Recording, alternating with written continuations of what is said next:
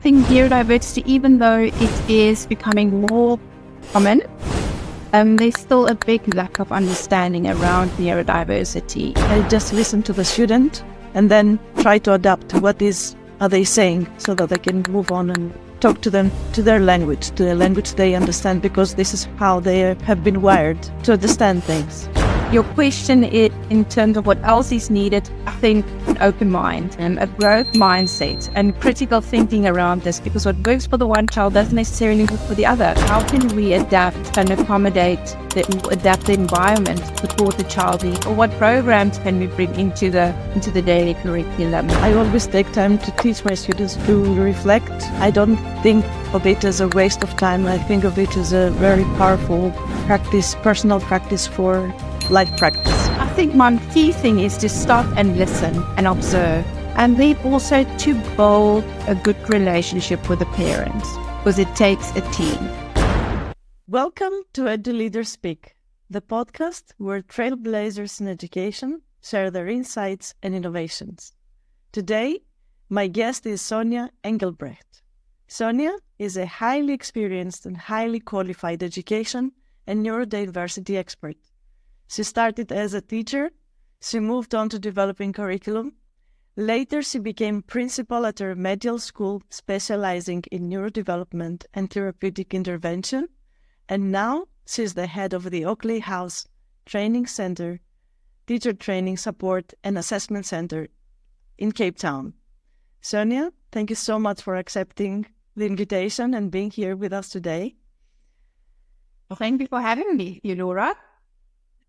We met in Cape Town, and I was amazed by the work you're doing there with the students who need this extra support. And I was always curious to find out more. That's why I connected with you, and that's why I invited you to my podcast. So tell me a couple of things. How did you start this teaching journey? How did it land on you, and how did you move on to these other aspects of the teaching you're doing now? Well, I think, Theodora, my first goal was to become a psychologist. That's what I was aiming to do. But then my behavioral psychologist advised me to do a teaching degree first. So in South Africa, you can do a teaching degree, and then you go over to your honors in psychology and then further studies in psychology. And then it just opened so many more doors instead of just being a psychologist. So I obviously followed that route. And after my undergrad, I started teaching in a mainstream or in a state school for a few years. And then because we moved, I got a position at a remedial school. And that is really where my love for neurodiversity and remediation started. Mm-hmm. And so I mean, just in terms of teaching, I realized that it's so much different to teaching in a government school or in a state school. And I was just curious to learn more. I also realized that after studying teaching, you've got very little knowledge around neurodiversity and how to support children. And I fell in love with teacher training. I actually just wanted to know more. And as I educated myself, I wanted to teach my colleagues. Yes, so then my passion for neurodiversity and remediation started. I also then started doing curriculum development because I realized that there's no one curriculum that suits the needs of our children. They're all so diverse, all need something different. And that sometimes just scaffolding a curriculum doesn't work. And that is why so many other programs need to be implemented into the scholastic curriculum. So there I got involved in curriculum development until I was appointed as the principal of my own remedial school that focused on neurodiversity as a form of remediation. And my journey just carried on from there. And your journey has been amazing. And how did the things you did before that, these positions, how did they help you cover the students' needs in a better way, in a more rounded way? I think you mean covering their needs more now? Yeah. Yeah. No, I think knowledge. I think gaining knowledge and just educating myself. I think a lot of the time, I know teachers go into profession because of a love for children, and there's need to help specifically kids.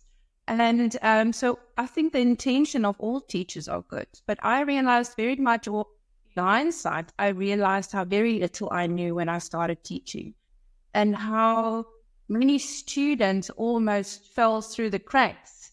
Even though back then, I mean, they were grateful and I was seen as a brilliant teacher and I thought I did well. I just didn't have the knowledge to support them in the way that they actually can be supported. And it was definitely not due to a lack of air. So, I mean, my journey, just in terms of understanding curriculum, how curriculum is put together, my educating myself around and my further studies around understanding neurodivergence and the different aspects of neurodiversity and how the brain works differently. I think that is helping me now to support these children in so many different ways. Uh-huh. And what else do you think is necessary in terms of support? You said the curriculum alone is not enough. What else? I think, we have moved away from medical model when it comes to looking at neurodiversity, which is great, but also understanding the kids and their profile, that nature is really important. But even more so is nurture. And so what else is important is really understanding the environment that the child are in. Focus has shifted away from seeing a neurodivergent child as a child with a, if I can say, problem or difficulty that needs to be addressed, rather than how can we adapt and accommodate adapt the environment, support the child and the child needs, or what programs can we bring into the daily curriculum. Or tools or strategies or resources. So the focus has shifted away from seeing that learner as being different or having the problem to how can we adapt as teachers, as educators, how can we adapt the environment to support those children. So that is very much needed. Your question in terms of what else is needed, I think open mind, a growth mindset and critical thinking around this, because what works for the one child doesn't necessarily work for the other. You have to stay open to learning, wanting to learn, being a critical thinker around education, around the needs of the children in order to support them. Yeah. And I suppose listening to the kid can give you a lot of clues of what they need in order to move on. Absolutely. We actually had a parent support group yesterday where we spoke about, the parents would sit and say they get so much advice from all these professionals to say that you need to be more structured, you need more routine, you need to change the diet, you need to do more homework or reading or whatever the advice is. And throughout that conversation, one of my colleagues actually asked, and then one of the parents said, I don't know what else to do. And one of my colleagues actually asked her, did you ask the child? Did you ask your son or your daughter what they need? So, I mean, you're very right. It's actually just listening to the children and what they need. They often know what they need. Yeah, they know what they need. They know what is serving them and what is not serving them. They know, so they feel the moment. Yeah, so for me, just this is how I navigate my content and my curriculum for each specific student. I just listen to the student and then try to adapt what are they saying, so that I can move on and talk to them, to their language, to the language they understand, because this is how they have been wired to understand things. Yes, right? Absolutely. Yeah, and tell us a bit about this, the support that you give to the parents and what the parents need to do in order to support their kids. I think the support we provide is a sounding board. Parents need to talk. It is difficult, not always easy. One of the parents yesterday said, I wish they would come with a textbook. And wouldn't that be nice? But if they could. Unfortunately, they don't, and we need to learn as we go. And we can't learn all the fix, if I can put it that way, from our own experiences. So it's very helpful to collaborate, parents to actually realize that they're not alone. There are other parents that are sitting with the same difficulties. It's also nice to share milestones that's been reached. It just gives hope again. In terms of the type of support, that my support groups is a place for parents to come together, to collaborate, to learn from each other. I often say I learn more from the parents than what they do from me, because they are with the children every day. I also see the kids at the end of the day. So what we see with neurodivergent kids is they tend to mask. So in a structured environment like a school, they often mask. So we don't necessarily see the behavior the parents see in the afternoon when those masks come off, in a place where they feel safe and secure. And those are the type of things that we actually need to focus on and work on, those social and emotional difficulties that the kids are facing. We don't necessarily see it in the school because of the masking. Yeah. And also the sensory overwhelm is totally different during the evening hours, after so many hours being exposed to all these senses and sensory incentives and triggers. Well, in the morning, the brain is more relaxed maybe, and it's better for them to go with the structure of the school. But when they go back home, they don't have this structure. They don't have these margins to follow, right? This path. And structure is definitely important. So we encourage parents to put structure in place at home. Home should be their safe space. Yes, it is different. It is different at home from at school. There are also different stimuli. Yeah. The two different environments. Mm-hmm. And do you feel that parents learn to follow your advice and the routines that you are teaching them? Or is there resistance, or they don't have time? Is there other objections? That is a twofold sort of answer to that question. Is I find that it depends on where the parents are in their journey. So I always say to the parents, it's a journey.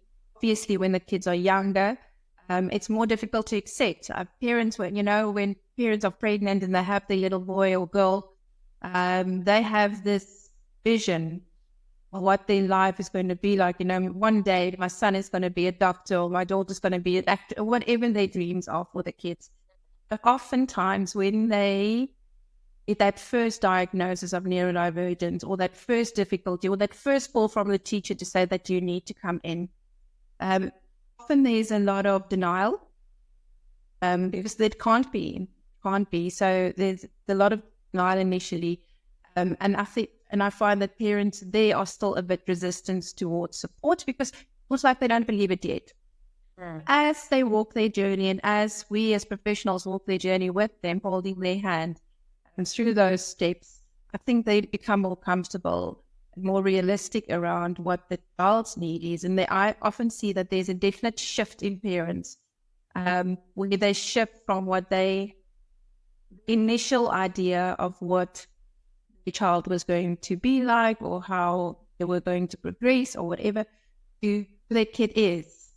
And it's always such a beautiful moment when you see that shift from, first of all, that realization from, this is what I thought I was going to have, but this is what I have, to, wow, I actually love and adore my child for exactly who they are. And I had this parent that I worked with that actually said to me, she said, Sonja, I mourned for weeks and months almost the loss of the child I thought I was going to have. And it was really hard.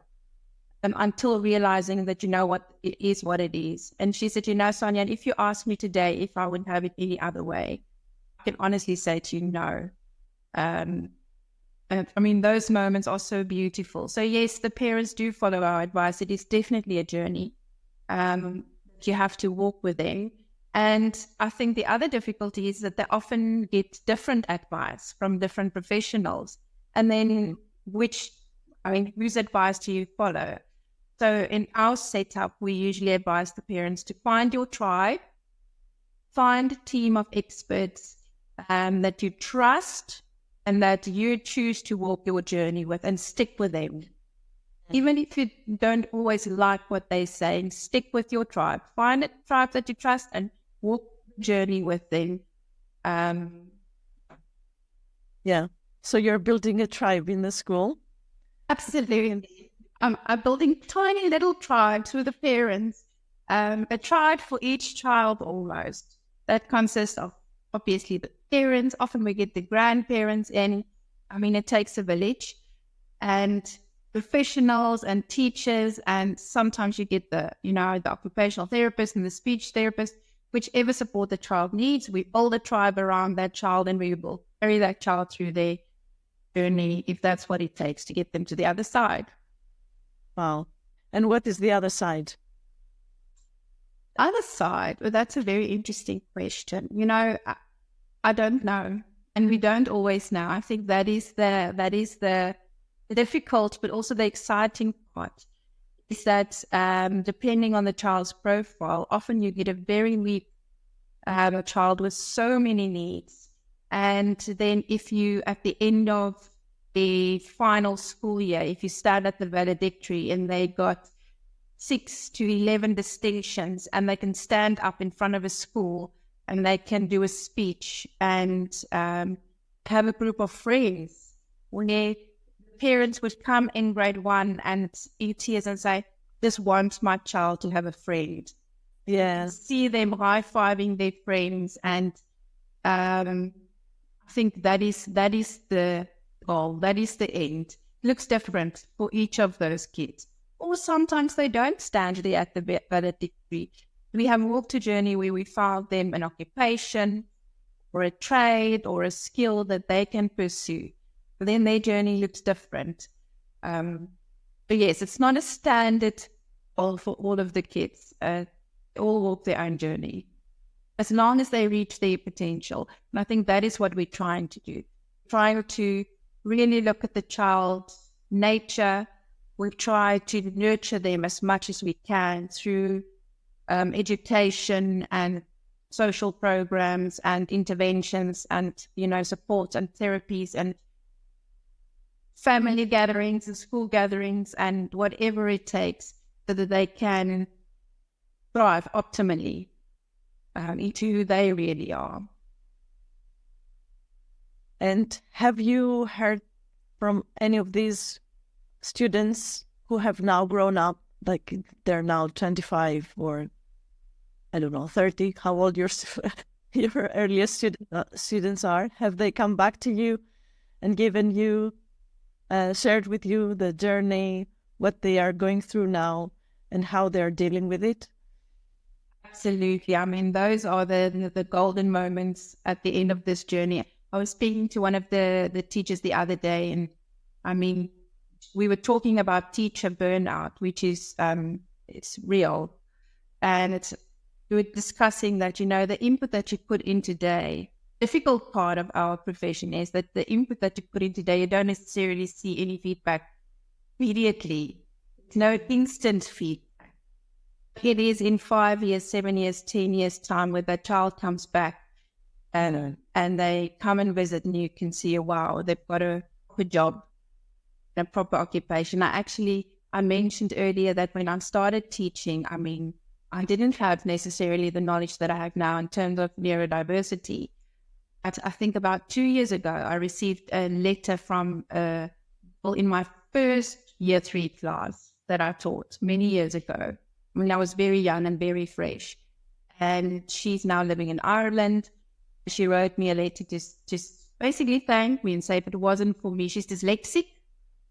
If it wasn't for me, she would not be where she is now. She's doing her master's degree, or she was doing a master's degree at the time, and she just wants to thank me. She came into my class as a little girl and read. And that's why I say, I mean, even though I didn't have this knowledge, the teacher's intentions of it, just imagine what I could have done if I had the necessary training and knowledge and understanding that I have now. So yes. And now these beautiful adults obviously celebrating their wins and understanding the progress, But a young one, a 10-year-old, a 12-year-old who is still struggling to figure it out, and things that we take for granted, like making friends, is a struggle for them. How do you help them celebrate their wins so that they can see what are the touch points, so they can see the progress that they're making and enjoy the process? Yes, we try to teach them, as I call it, habits of mind, so that they can reflect on their own thinking and their own progress. We make them aware of it. As you say, sometimes they don't see it. So we celebrate with them small achievements, a lot of reflection. At the end of the term, we would sit with the kids and reflect back and say, just remember where we started. Remember when you came into the class, this is where you were at. Look at the progress. So it takes that constant, first of all, repetition, and then that constant reflection with them. Just remind them of the progress that they have made. And then obviously in the schooling system, we build in rewards and prize givings and little ceremonies to celebrate their achievements. And we really try to do it on all levels, on social levels and emotional levels. Catch them making a friend, catch them being kind, catch them being positive or using positive words or words of affirmation. And then obviously also not all academic, then also the academic aspect as well. Catch them on the sport field, even though in most remedial schools or inclusive schools, the focus isn't necessarily sport, but some of these kids, that's where their strength lies. So just acknowledging their own strengths is also very important. That's really powerful. And reflection is the key for me, because external validation is going to disappear at some point, right? When you finish school. Validation, then you have nobody's going to praise you for doing this or that. You have to praise yourself. So you have to learn how to reflect and tap yourself on the shoulder and move on. Absolutely. That is very important. And I mean, it's a difficult skill for adults to do. I think even as adults, we're constantly looking for external validation. So, to support the kids from young and bring the attention back on, but how did that make you feel? Rather than, oh, I am so proud, but how do you feel is so important. Yeah. I always take time to teach my students to reflect. I don't think of it as a waste of time. I think of it as a very powerful practice, personal practice for life practice. Absolutely, it's essential. It is absolutely essential. Otherwise, they won't be able to acknowledge their own achievements. Yeah. And especially in the neurodivergent community, is self-confidence is not always at the top of their if I can put it that way. And they're very quickly despondent. I mean, school is hard. So it really takes us as adults and professionals to walk them through that and talk them through their own journey of growth and development and where they're at in achievement, so that they can acknowledge their own strengths and their own progress. Yeah. Beautiful. And what is one advice you would give to teachers who are now dealing, not in a remedial school, but in every class we have students who have different needs and they express themselves in a totally different ways. And it's always a struggle and surprise for us. Where did this come from again now? And what is your top tip you would give? Where should they get started? What should they do as an easy way to get started? My advice to teachers is always to be conscious. Be conscious of the kids. Sometimes just stop, observe, stop and listen.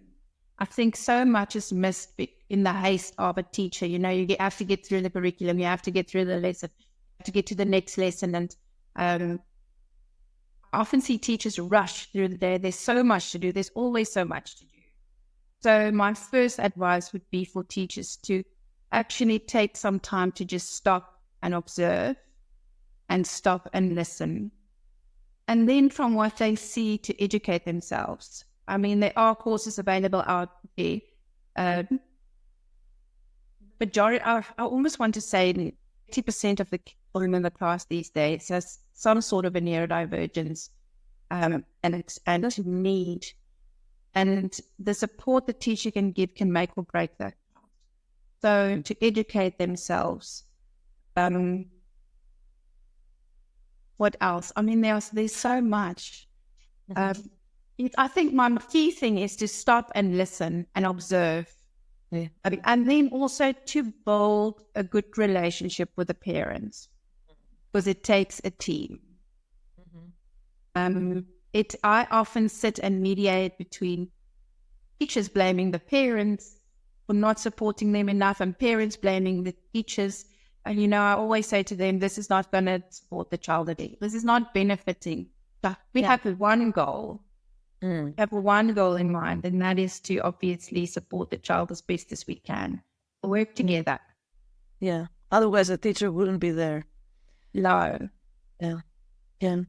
It's so powerful. And we have those, like, the teaching profession is totally different to any other profession.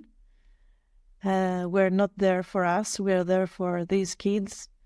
And if we have the parents on our side, then beautiful things can happen, miracles can happen. And any advice you would give to a parent? Trust the system, trust the teachers. I won't say blindly, but keep the lines of communication open. Yeah. Most teachers, I mean, I don't think I've met a teacher who can love children and whose heart is not into helping a child. So the teachers really do have the kids' best interest at heart. So even if parents don't agree with maybe the methodology or the approach that they take, keep communication open.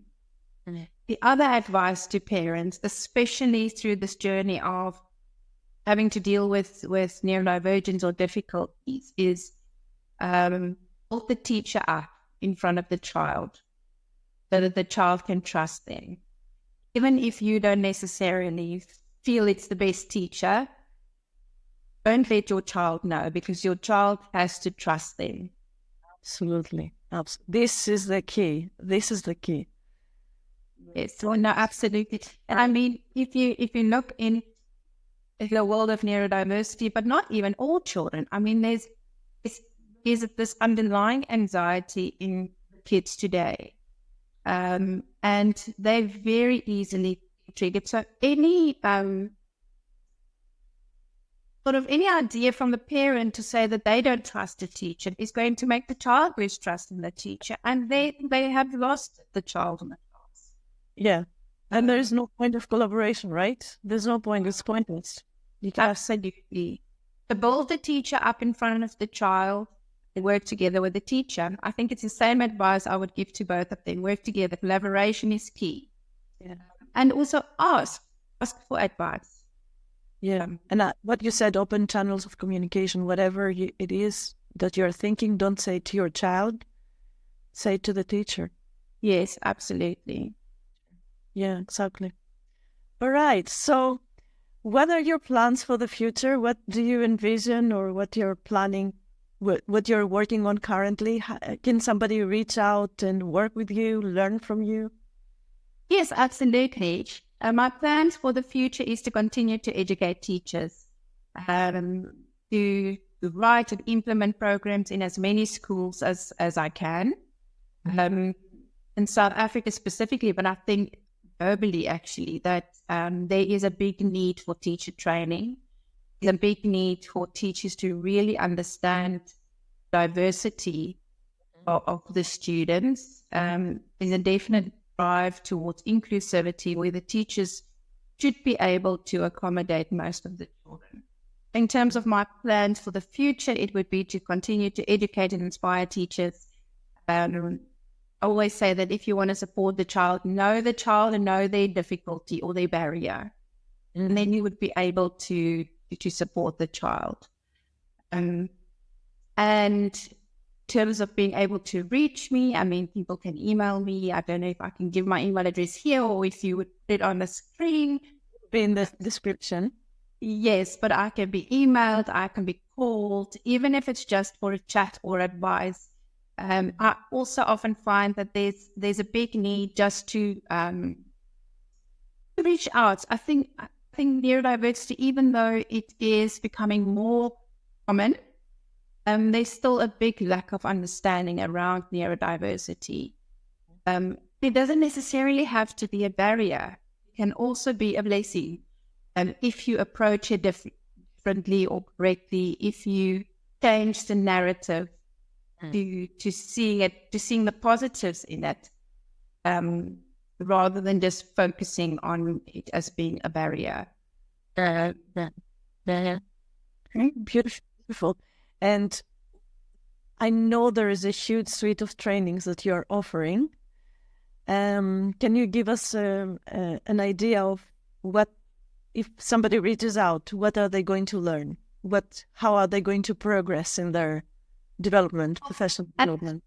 Yes. So at the moment, I offer a wide range of training. So I want to say that I have a specific training of all the learning barriers, of whether it's ADHD, ADD, dyspraxia, dyscalculia, anxiety, autism. We're currently working on a conference that I'm busy organizing on pathological demand avoidance. So all the learning disabilities, I offer courses on a multidisciplinary team and how that works, on scholastic assessments. So how do you actually pinpoint the barrier, where that barrier lies? Yes, in terms of inclusivity and barriers to learning, all the different aspects of neurodiversity, thinking skills, teaching strategies, reading programs. So there's quite a wide list of training. Huge variety. So any teacher can find something really valuable in there. Tell us a bit more about the pathological demand avoidance, what it is, and how you're approaching it.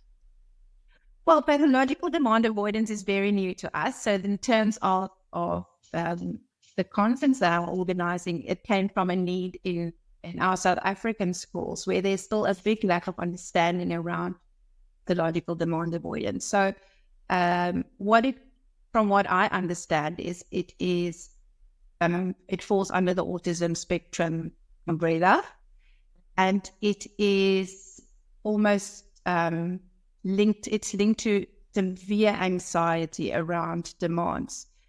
And those demands can be external demands, as in instructions, write a sentence, do your math, as external, almost obvious demands, as well as internal demands. So the children would, not just children, adults as well, in levels of anxiety was up from any internal demands such as thirst or hunger.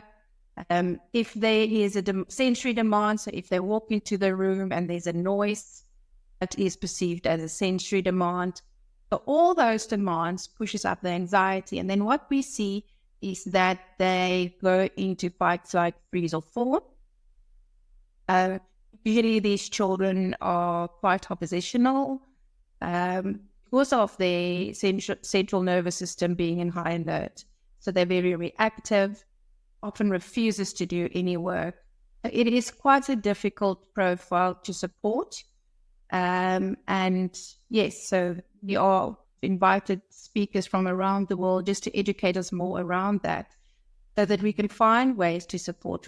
At the moment, we find that the kids with PDA find the schooling system very difficult, even when it's a supporting environment, even when they have small classes, because of this very high level of anxiety around basically any demand or a perceived demand.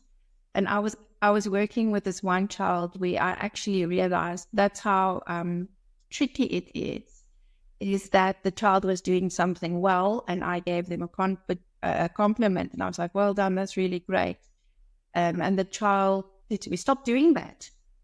And I didn't understand what it is that I did wrong. And I realized that the fact that I complimented the child then all of a sudden was perceived as a demand, because now the child immediately feels that that is my expectation all the time. And they can't meet that demand. So even something as simple as a compliment can be very stressful and triggering for these children. Trigger emotions and behaviors that are not expected by the teacher, and then the teacher responds out of surprise. They don't know, because they haven't heard of it before. They respond in a certain way, the parents respond in another way, and then this just perpetuates, right? Absolutely not. What I have found is, we've been working with autism for a very long time, and all the strategies that we have learned to support kids on the autism spectrum in terms of structure and routine and visual schedules and timers and those kind of stimuli doesn't work is with PDA. So we almost have to now relearn everything we've been taught around how to support kids with autism, because it doesn't necessarily work with these children. So that's PDA. And is it something that you noticed now, or was it something that was always there, but we didn't have a name for it, a tag for it? Laura, I think there's still a lot of uncertainty around it. I'm not sure if it is that we now have awareness because of, we're more connected after COVID and everything going online. We are connected with the world more than we were before. So that we are now more aware. I don't know if people's anxiety levels are much higher lately, and that is affecting it. There's a big question around, or debate around, whether this is caused by trauma, whatever trauma the kids experience, whether it's caused by different parenting styles, whether relaxed parenting style might amplify the difficulties in the kids. So at the moment, I am often sitting in a lot of debate around PDA and how people wanting to know how is it different from OCD, or how is it different from oppositional defiance disorder, or from other behavioral disorders. So there's a lot to learn still around pathological demand avoidance. I trust that I'll trust that after the conference you will have a lot more insights on this topic. Absolutely. And one thing that I know now is that we can't ignore it. Yeah. We have to educate ourselves. We're seeing this more and more. We get more children who has these different needs. And it really is our responsibility as educators and professionals in the field, educate ourselves and find out more to support these children. Yeah, and I suppose the goal here is to teach the kid to regulate themselves, because nobody is to lay the carpets for them in the future to make them not feel uncomfortable, right? Okay. Self-aware so that they can self-regulate. And that is the goal with all the areas, is for us to teach the children tools, teach them how to access resources so that they can self-support and self-regulate as adults. Because it doesn't go away. Yeah, it doesn't go away, exactly. And they have to learn to be okay with not being okay. Yes, absolutely. Comfortable with not being comfortable, right? Not make everything comfortable for them so that they just transition from childhood to adulthood. Then what? Yeah, no, unfortunately, the world doesn't have work that way. Hey, we often have see that parents, in the primary school, the kids are still little, and we offer a lot of intervention, not just in our Oakley schools, but just in general, your primary schools, there's a lot of intervention and support and structure and guidance and help and to support these children. And then when they move over to high school, a lot of those supports fall away because the goal is to transition them into adulthood. So they have to learn to become more independent. And I often see that through this transition, it's the parent who panic most because now what? And it's the fear of their children regressing. And I always say to the parents, it's not regression. Even though it might feel that way because we've removed some of the crutches. I mean, some of the strategies will always be implemented and will always need the support. But we have to get the children become more independent and to be able to access their own resources and to be able to self-regulate without that much external input. And this is where I think parents need again to be involved in the trusting process. They need to learn how to trust because we don't know how to trust others. We just need to control them so that everything is our own way. And trusting is letting go, right? It's a big. When the kids are little, I always say to the parents that they have to fight for their kids. If they don't, no one else is going to. So it is their job and responsibility to stand up and say fight for their children. I'm not against those who are supporting them. So at some stage, they have to, as you say, trust. Find your tribe and trust your tribe and move forward with your tribe. Wow. Beautiful, beautiful ending for this podcast. Thank you so much, Sonja. And for this final part, I have this book hack I play with all my guests. Yes. So I'm going to show you a pile of books. And you can pick one of the books. It's my favorite list. You just give me the number of the book, Let's do the second one from the top. Is that the 7 Habits? Yeah. Let's choose that one. And you choose one page. Let's do 88. 88. Number 8. Okay. Not many lines, but give me a line. Let's say the 7th line. 7th, okay. Circle of concern and circle of influence. So there is this diagram here. Yes. And the 7th line is down here, so I'm going to read it. And after I read it, we just discuss how this resonates with you, with what we're doing, with your personal life or professional life. Just go ahead and say how. Okay. So, circle of concern, circle of influence.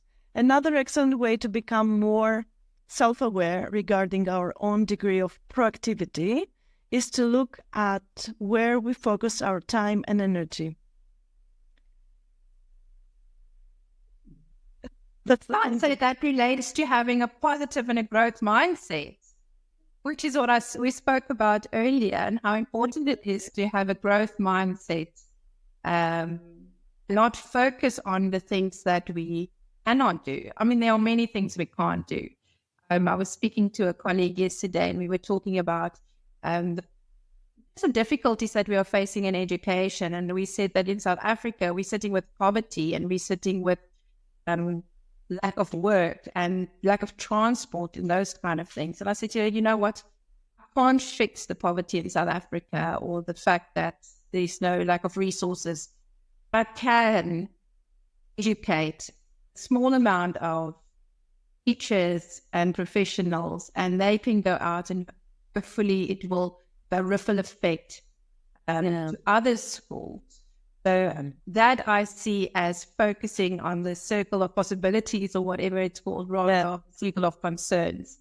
Yeah. Just having a growth mindset of what we can do versus rather what we can't do. Yeah, remove our attention, which is our energy, right, from what we should be concerned and worried about, to what we can do, like the tiny steps we can take. Beautiful. And for our podcast, and it always resonates. I know that, like, we have played this trick so many times, and it always resonates with what we have been talking about. And it's so beautiful. Thank you, Sonja, for being a guest in my podcast. It's an honor. And I enjoyed visiting your school and understanding more about what you do. I can vouch for what you're doing. And if anybody is interested, then they should connect with you for sure. And they will learn a lot of things. Thank you, Dora. Thank you for having me. It's an honor for me too.